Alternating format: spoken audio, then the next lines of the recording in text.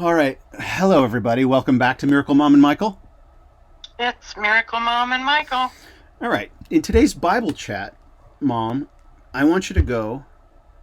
You have 4 Bibles in front of you. You only need one, right? Yes.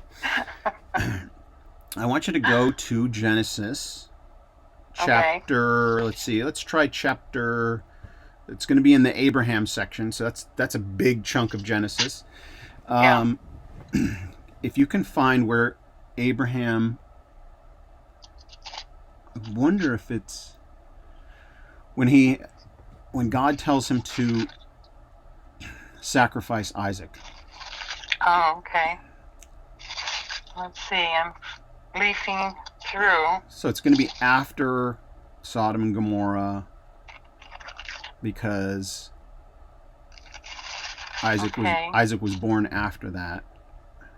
I never dreamed that the day would come when I would have to duct tape my Bible together.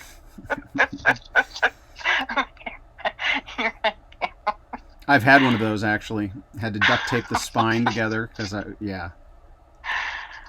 Okay, let's see. God's covenant with Abraham, that's 15. It's much later than that. It might be Later. 20, 25. I mean, I should be looking it up simultaneously, but Okay, Sodom and Gomorrah destroyed. Abraham tested. that's 22. all right. Why don't you read that? Okay, I'm starting right at the very first verse. Sometime later, God tested Abraham. He said to him, "Abraham."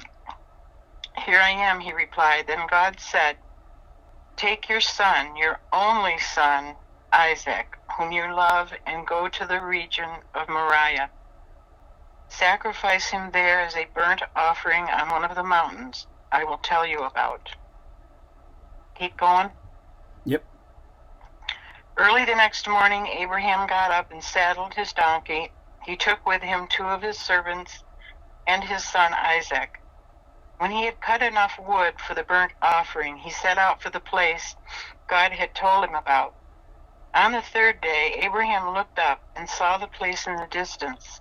He said to his servants, "Stay here with the donkey while I and the boy go over there. We will worship, and then we will come back to you."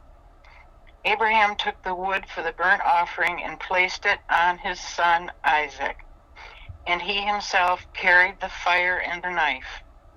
As the 2 of them went on together, Isaac spoke up and said to his father Abraham, "Father." "Yes, my son," Abraham replied, "the fire and wood are here." Isaac said, "But where is the lamb for the burnt offering?" Abraham answered, "God himself will provide the lamb for the burnt offering, my son." And the 2 of them went on together. When they reached the place God had told him about, Abraham built an altar there and arranged the wood on it. He bound his son Isaac and laid him on the altar on top of the wood.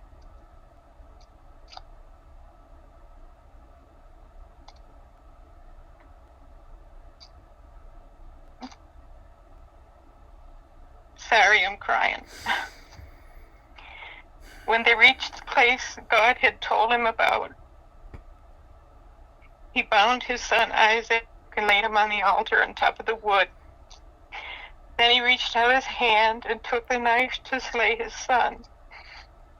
But the angel of the Lord called out to him from heaven, "Abraham, Abraham."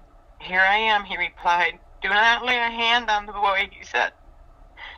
"Do not do anything to him now.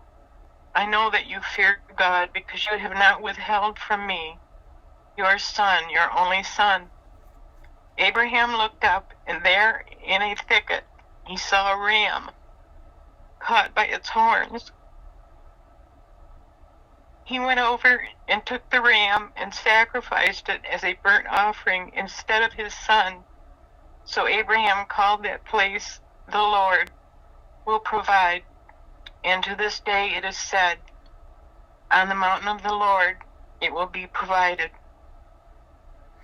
The angel of the Lord called to Abraham from heaven a second time and said, "I swear by myself, declares the Lord, that because you have done this and have not withheld your son, your only son, I will surely bless you and make you descendants as numerous as the stars in the sky and as the sand on the seashore. Your descendants will take possession of the cities of their enemies, and through your offspring all nations on earth will be blessed, because you have obeyed me. Then Abraham returned to his servants, and they set off together for Beersheba. And Abraham stayed in Beersheba. Thank you.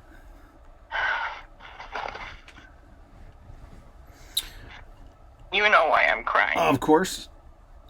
Now, the producer in me goes, "This is great." You always want your subjects to cry on camera or on. So. I have to draw some tears on my picture. Yeah, right. Yeah, I'm exploiting you. Remember, Mom? No, I was actually getting emotional as well. The reason I wanted to talk about this passage of Scripture today is going to surprise you. The Koran is more accurate in their description of part of this event. All right. I'm tweaking you now. Tweak? What? The Quran has a more truthful statement than the Torah. Well, the Quran has some truth in it, so... Right, so I was curious because of the project I'm working on, right, referencing Tales of Truth. Because of the project I'm working on, I realized that there's a common ancestor between the Muslims and the Jews and the Christian. And that's Abraham. Ishmael's. Abraham is the father of all three nations, essentially. You know, as Christians, we are spiritual children of Abraham. We're not like ethnic descendants of him. But the Jewish nation and the Islamic nations regard Abraham as their patriarch, as one of their most important prophets and patriarchs. And in particular, Muslims refer to Abraham often, I don't know if it's universal, it's my limited understanding, but refer to Abraham as the friend. They don't refer to him as Abraham, they refer to him as the friend, because even in the Torah, in the Old Testament, Abraham is referred to as the friend of God. Right? So Abraham is the father of the entire Jewish nation. And so he's referred to, but in Islam, he's referred to as the friend. And I'm not clear on this. I believe, aside from Muhammad, Abraham is the greatest figure in that world religion. And so this is a very important story to them, where now there's a huge controversy. They believe, I think, obviously, that Abraham's sacrifice, or being called to sacrifice his son, they believe that was Ishmael and not Isaac. That's not where I'm claiming that they're more accurate. I'm going to stay away from that. That's kind of a landmine I'm staying away from. But it's in God's response to Abraham's action that in the Quran it says something that's not recorded in the Torah. And when I heard this, when I realized it, I couldn't believe it. I was like, that's incredible. The Quran reveals a deeper truth than even the Torah about the coming of Jesus Christ. How do we know that? Well, listen, I haven't even told you what it is, so don't question it. You're like resisting. I can feel it. I can feel it through the phone lines. What is he going to say? It's heresy. Oh, no. What the Quran says that God said, instead of providing a ram, right? The Quran does not refer to a ram. It says that God provided a greater sacrifice. Well, obviously he did. A ram being a greater sacrifice than his own son? No, Jesus being See? a greater sacrifice. That's what I'm saying. So we know as Christians, and I mean, the Jews won't accept this, but as Christians, we understand that is a picture of God sacrificing his own son, providing a substitutionary sacrifice for us, for our own selves and our own children. Right? What is the greatest sacrifice a person could make? To lay down his life for his friend. But in the context of Abraham, what does it mean? He's 100 years old. He in that culture, and in most cultures, we want to pass things on to our, when we go away, we want our lineage to continue, our heritage. We want to provide. I mean, be fruitful and multiply is the job, right? That's what we're supposed to. Abraham's greatest sacrifice would have been to kill Isaac. Exactly. It's like this was God's promise, and now I have to sacrifice God's promise to me. What greater sacrifice? But there is a sacrifice greater than sacrificing your own son. It's a friend sacrificing his son for you. Right? If a friend gives his son for you, it's greater than you sacrificing your own son. And so God, being the friend of Abraham, was saying right there, I will provide a greater sacrifice. In the Koran, the implication, which I don't know what will happen to this video, it might even get taken down, who knows. But the implication is God, the friend of Abraham, was promising to Abraham he did not need to make a blood sacrifice, that he would sacrifice his own son. Yeah, I understand that. And so in that sense, the deeper spiritual truth, it's more accurate in the Quran than in the Torah. So I'm not, obviously there is one truth, and God reveals it, and then men often package a bunch of other stuff around his truth, right? If that's more accurate, then how come that more accurate statement didn't get into our Bible? I cannot answer that question, but you would agree it's more accurate, wouldn't you? I guess so. Right? It's like, well, it is definitely true that a greater sacrifice. So now Muslim or Islamic theology doesn't interpret it that way. Islamic theology says they don't know what that greater sacrifice is. It's literally confusion for them.